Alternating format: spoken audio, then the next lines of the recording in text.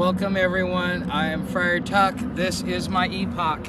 And before I get into today's topic, I gotta tell you one thing that you have to deal with out here is that you get a lot of noise, and sometimes some days there's so much noise that you will literally just you'll blow a gasket just because you can't deal with the noise.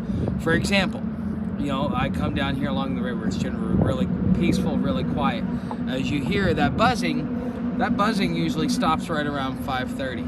Okay, that buzzing, which is people going over the bridge, it's like been non-stop, and it's like, come on, this is now the most busiest bridge in all of Cincinnati, and all of a sudden your anxiety and your frustration goes up.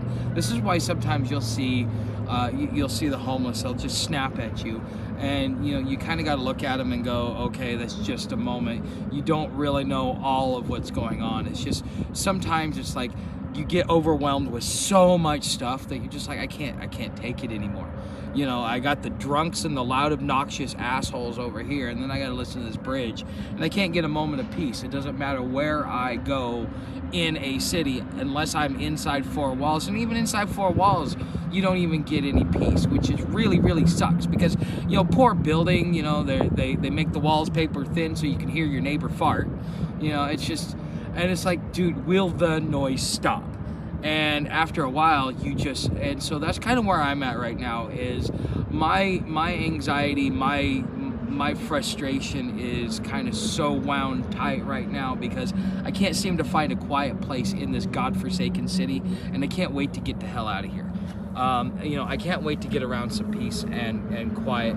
So, that's just to kind of tell you guys a little bit what I'm dealing with and why you guys get to hear this obnoxious hum in the background, because for some reason everybody and their mother decided to start using this bridge today. And it's like, any other day of the week nobody would use it, but all of a sudden today they decide to use it. And it's that one day where I would like some frickin' peace. So anyways, guys, I understand what's going on here. So let's talk about this. I mean, I'm hoping you guys can get over this. I lost a piece to my selfie stick, so that means I can't use my microphone. It means I can't put my camera on a tripod. I don't know what the hell happened to it. I keep track of my stuff, and that's why last night didn't turn out as well as I wanted to. And then I got to listen to the video, and I'm like, nobody's gonna listen to this because there's so much background noise. This is how loud cities are.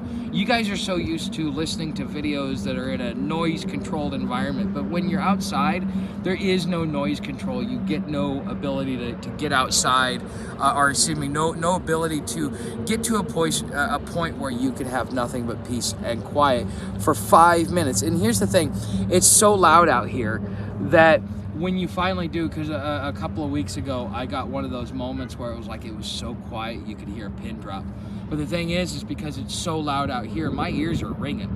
And so instead of being able to enjoy the peace and quiet, what ended up happening is just my ears rang the whole time because it's so damn loud out here in these cities. And then they design these cars, and they're like, here, let's see how loud we can make this car, how obnoxious we can make it. And you know what? When you've got four walls and you can pay for that peace, that's great. But for those of us that have to be out in it every day, I'm telling you, this is part of the reason why you see some homeless snap. So we're going to be talking about today, because I wanted to give people enough time to show up, and I kind of wanted to just vent for a moment, because I'm just, again, it's just like everything's kind of piling up, and you have these moments out here, and this is the realistic part of what goes on out here is you're gonna have those moments where something's gonna get to you. You just haven't had, you haven't had your peace. You're running yourself into the ground, or whatever it may be, and you get to that point,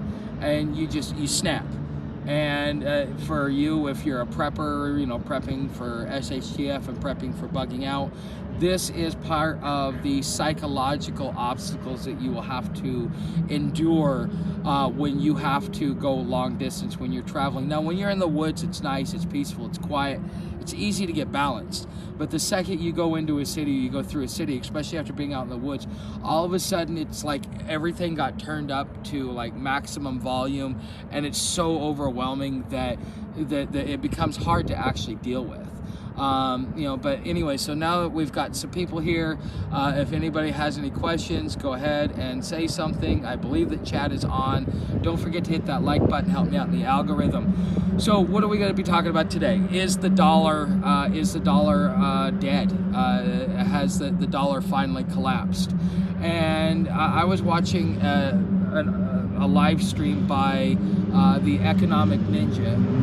See, again, the obnoxious cars. So frequencies, noise pollution, poison food, those are many vectors, menaces. Yes, Erica, that is true.